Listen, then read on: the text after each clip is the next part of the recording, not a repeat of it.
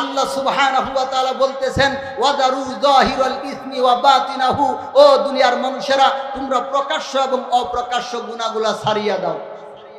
প্রকাশ্য গুনাহ কি?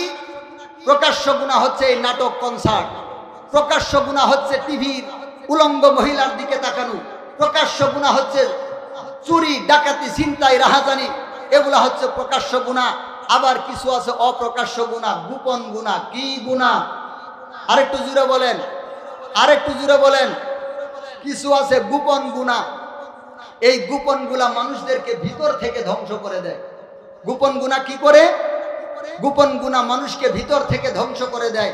এই জন্য প্রকাশ্য গুনাহ ছাড়তে হবে। আল্লাহ তাআলা সূরা আনআম 6 নম্বর সূরা 120 নম্বর আয়াতের মধ্যে বললেন, তোমরা প্রকাশ্য গুনাহ ছাড়িয়া দাও, অপ্রকাশ্য গুনাহ, আরে কথা কয় না কেন?